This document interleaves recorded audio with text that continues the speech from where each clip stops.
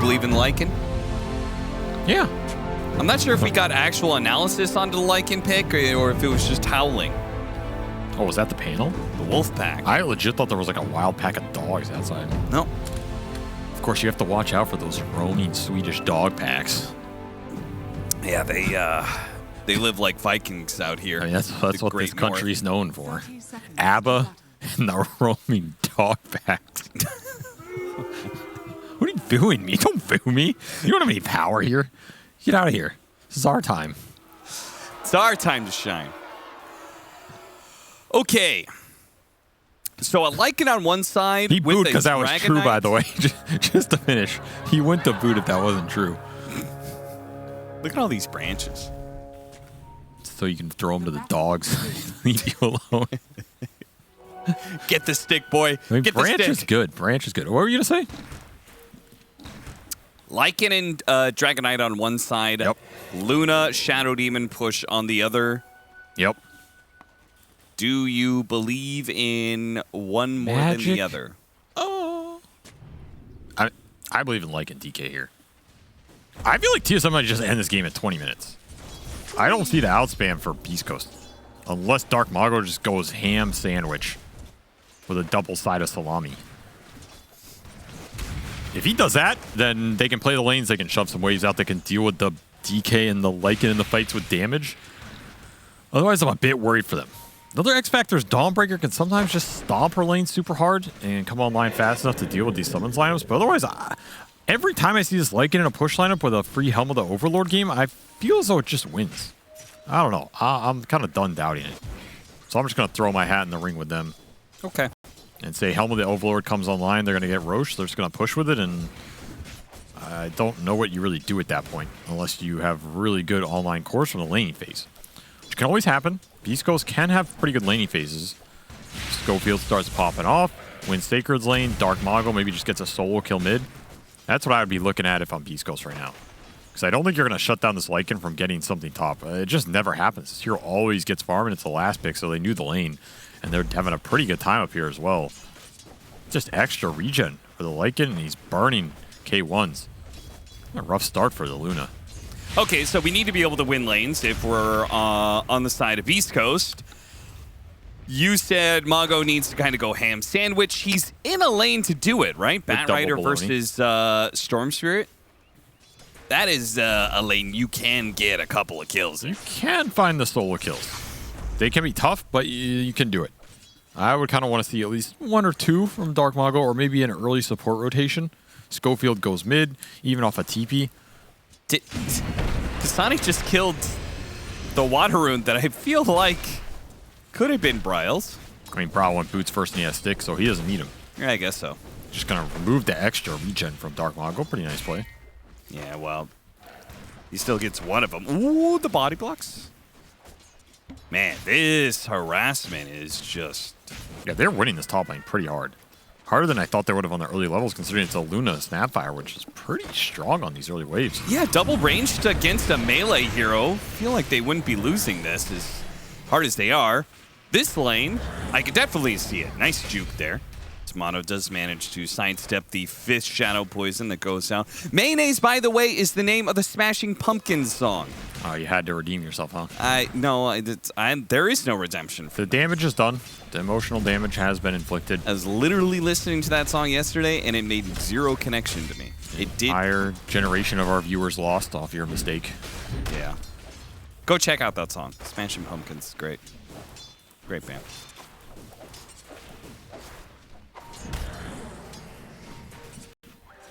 Sonic? Gonna get cookie? Big damage. Now this is what I expect out of this lane. Heavy damage, threatening the melee hero out of lane. Ari's getting a lot of damage in return onto Hector with the Wolves going to town. Uh-oh. God damn. These Wolves are tearing it up. The Wolf Pack is out in force, and it's going to get first blood for Ari. He had a pretty damn good game last time around on this Rubik as well, so giving him the fresh start with the free boots. Pretty much exactly what TSM won. This is probably not the lane you're thinking I'm going to go into and get the first blood off a Lycan lane. I feel like that is pretty rare. That is going to accelerate a faster Helm of the Overlord here. Because you're not going to have to just jungle. You're not going to have to rely on some stacks or something. This is just going to be free farm Lycan with Helm. They're even throwing Hector back in. He's in trouble again. Wolf block potentially coming out. Good TP, but he's not going to make it. Be able to fade bolt him. He just like barely stayed alive in this lane for the longest time, and he still ends up going down. This has got to be killing his CS. He's last in the course. Shredder too. I do not like how beastcoast played this lane. I think they should have just ran up, abused the level 1 as hard as possible, have some extra regen to win those trades, and then gain an advantage over this Lycan before you get the Helm. Instead, you're just getting punished by the Wolves. And Lycan can be pretty threatening for the Luna later on into the game, right? It's a heavy physical damage hero that can run down the Luna, focus her down. Lots of units, so the Eclipse isn't really much of a threat. This game is looking scary if I'm beastcoast right now. Because again, you don't have much to deal with the actual Helm of the Overlord creep. And that is what's going to accelerate TSM's Lycan gameplay here. We've also just seen Kasane go absolutely ham double sandwich with the Beast and Lycan. So they're very comfortable playing these strategies and forcing those early timings. Things are aligning here in the early game for sure. And we didn't get any of those solo kills mid. In fact, Bryle is just winning mid in the 1v1. Very ahead in the CS department, ahead in denies. He is already level 6 to Dark Mago's 5.5. Kind of got brutalized in the one-on-one here. So there's not even real roam potential mid to try and skew this lane. Bottom is just a Dragon Knight. I mean, can't do much to Dragon Knight. So you're probably looking at trying to get a fast Dawn ult or Lasso and get some good core kills going if you're Beast Coast. You do not want to let TSM just keep free farming 3 lanes like this.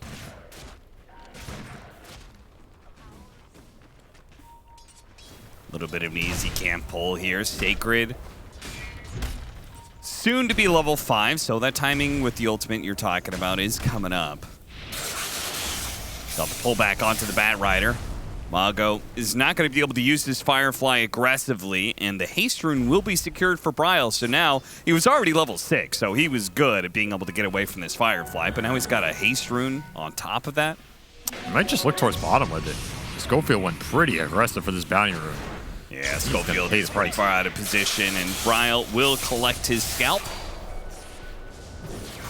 Oh, neutral deny.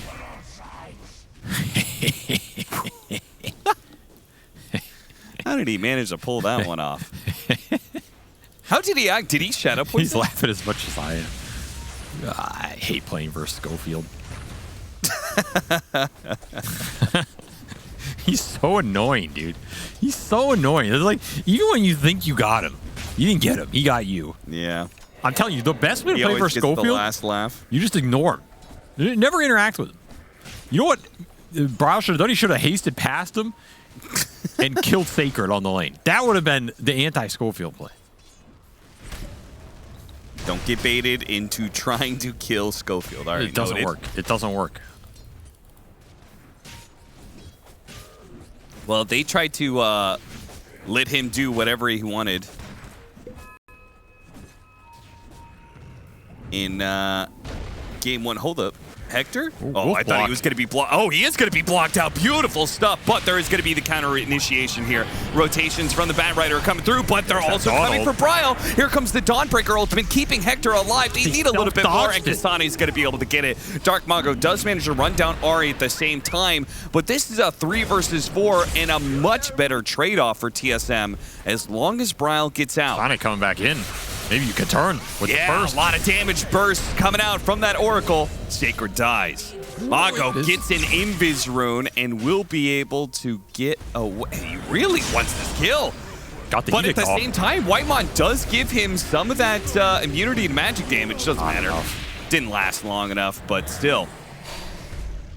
I guess the shapeshift is down, so Mago can play aggressive like that and not get punished in any way. At least you're finding something off the back of that for Beast Coast. That's a 5-hero committal to stop that first Lycan ult with both your ultimates as well. All right, how's Schofield going to get him here?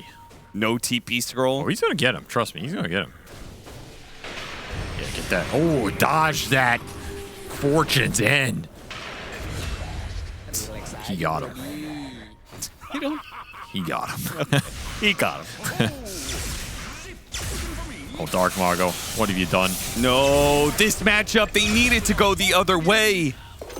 They need the Bat Rider to be beating the Storm Spirits into submission and being able to make plays around the map and stop this big push that's coming in 20 minutes.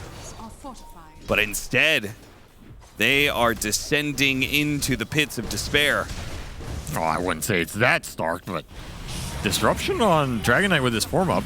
Cookie and the hammer. That'll be not enough. Uh-oh. Oh, He's got a lot of stacks on him. They missed the fourth. Not enough. Uh-oh. And he's healing up pretty nicely with the Purifying Flames. Now the TP rotation from Ari catches Sacred. He's still trying to go for Tomato, but he's got stick charges now. Stinger has been baited into it. That overextension. And top lane, he got out. Mago went for a kill on the Lycan, but he got the tower and TP'd out. At least he got the big creep plus 100. There's something to write home about. Oh, and he's gonna die. Nope, Braille. He is out of mana. The skeletons. Oh, the skeletons. Dude, the rally. Mago. Look, he's playing with bottle charges. He might kill Braille. Oh, he's got it with the Dawnbreaker. Hits bottle hammer, attack. stuns. Ooh, well played, Mago. A game of inches. Those inches are just enough for Dark Maul to make some magic happen because they need the magic to start happening here. Like you said, that push is coming. Coming soon. You do not want to just start giving up those objectives when it comes for absolute free. So you have to be in as prime fighting position as you can, and all these little exchanges going to make the difference. Trying to get Sacred to those auras, those are going to be pivotal. And the more you can maintain the map, maintain your tier 1s, happier you're going to be in the long run if you're Beast Coast, because that is all time and space for Hector to go to work on the Ancients, on the camps that he once protected, not in the mid lane where he is exposed to the jump and the stolen level 1 beam. Enough to secure the kill. Nicely played by Braille. The constant little zips to prevent the Lucent Beam. He does get bumped back into the lasso. Can he get a zip, though? And is it far enough? A little bit farther, bit by bit, trying to get out. Mago's going to be baited in deep to this tier 1 tower. They do kill each other. Traded it out. Oh, the gloves being thrown back by Ari. He does die, though. So 2 for 2 exchange ultimately. But you killed 2 cores if you're TSM, so it still feels like it's favorable. And you're free farming 2 lanes. You have Midas Dragon Knight farming bottom, farming out that big camp, getting high level, and Kasane is just going to move through your jungle here. The wolf is at your door, Mr. Hector. He's got a package. Radiant's middle tower. The Dawnbringer's coming over. You can't slow down the creeps. Only got all 3 cores up here. That's something. Yeah, you don't necessarily have to kill them if you can force those kind of rotations. He's going to head over, poke at the mid tower. Shapeshift is going to cool down, though, here. Another haste rune spawn. These are big runes for Braille, especially in the bat matchup. You can just kite him around in these fights. Ignore some of the stickies. Some good RNG going his way in this early game. Stupendous. And Tomato has yet to be kicked out of bottom. Beast Coast have not been able to make any sort of aggressive tower moves of their own in this game. It's holding up the map a lot. Donald, late to the party. I think TSM were debating going on him as well. Do you think this is something TSM drafted or planned for specifically against Beast Coast? Like Lifestealer and the carry Dragon Knight are both heroes that can stay in their safe lane a lot longer than many other cores.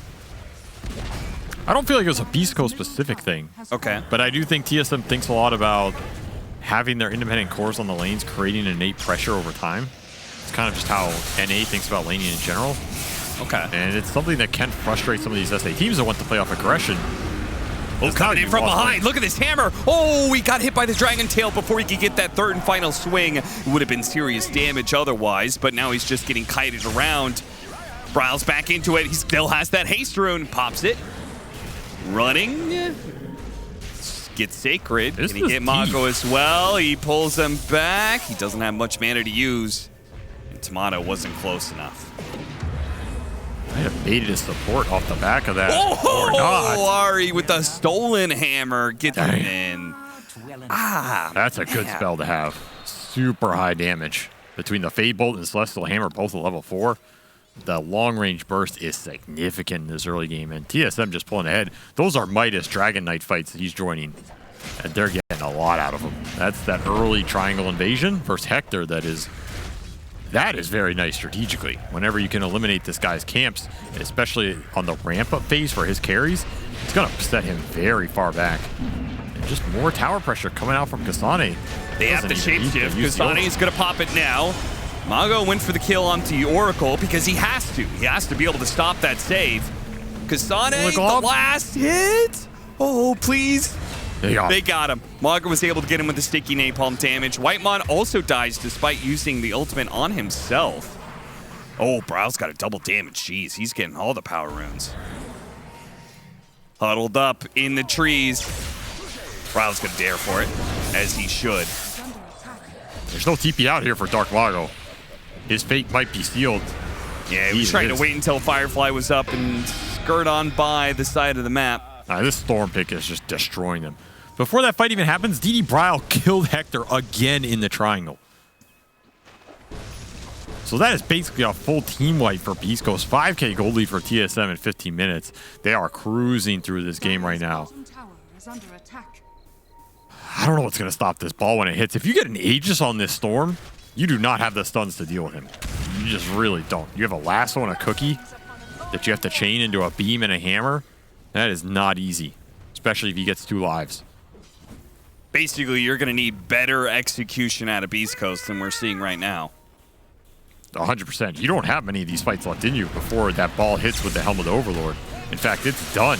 While this fight is happening, he's getting that Ancient. Disruption save. Brown used a lot of mana for that, and he's going to have to use the rest to be able to get out. Telekinesis throws back Dark Mago, who maybe could have gone for Bryle if it wasn't for that.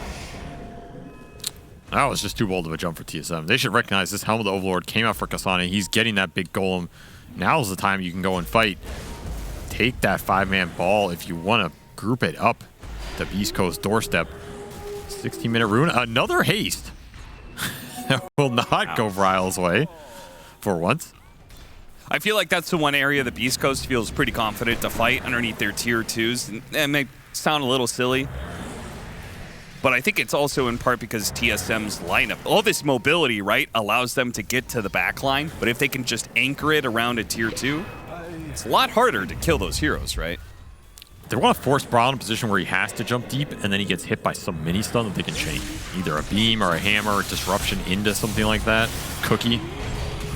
I agree. You need to make them go very deep. Because when you're getting caught in the open like this, it's just a feeding frenzy. Nobody's dealing with this Lycan right now. The hammer is useless.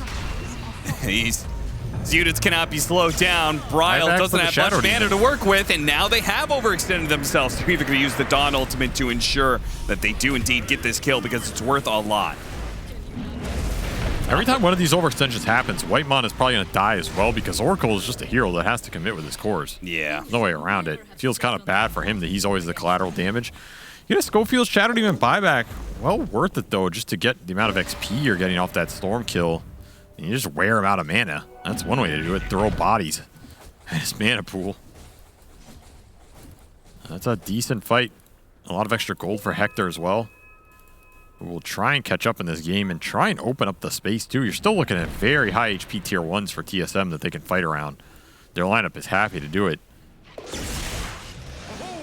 Bryle's instantly back, instantly looking for action. He's fallen a little bit behind. 4 deaths will add up for the Storm here, despite the amount of action he's been able to create for his team. So you probably want this Aegis on him soon. That's what I would be looking for. Remember, you still have this Helm of the Overlord timing, double damage, another great power rune top. Man, the RNG in this game has been crazy good on the runes. You think Beast Coast can contest? Like, if they know TSM's doing it, is it possible for them to play up there? Because they do have Kisses. That's an amazing ability. Yeah, they have Kisses. They have Bat Rider who can go in over the cliff. Donald to maybe go on top of him in an AoE pit situation. Honestly, their lineup is pretty good at contesting Roche. I just think this Lycan timing with Oracle sitting behind somebody is pretty difficult to brute force your way into. I think you just have to take the trade for the tier 1 bottom, open up the map, try and stall it up, and pray you have enough damage when that 5-man ball comes to you. Yeah. like you were talking about, they want to be able to bait the heroes in a whole lot harder when Beast Coast tries to initiate on TSM directly, and they're the aggressors. So they don't contest that Roshan. They try and take this tier 1 bottom. It may not even go down if TSM wants to rotate for it, but they don't. You just get the push going.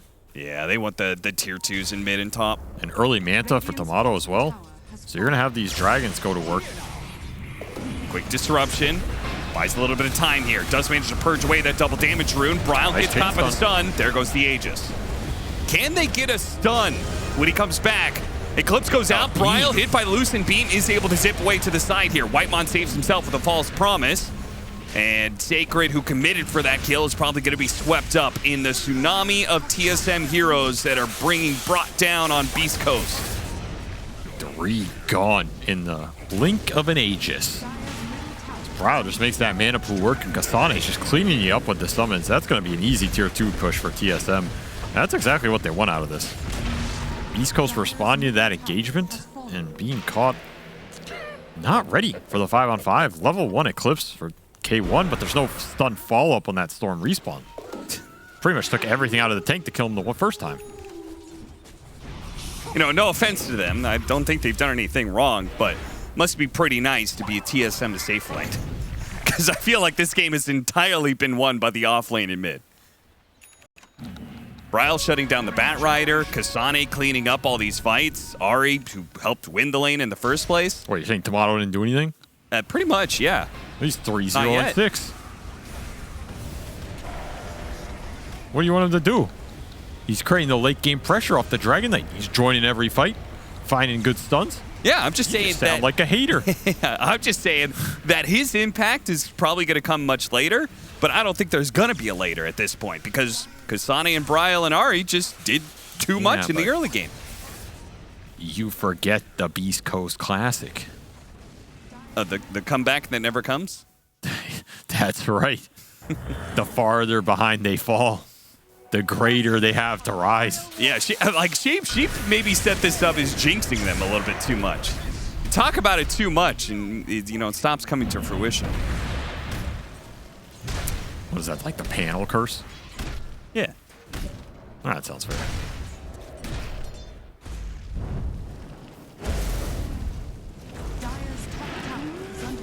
This is a hard game to split push too.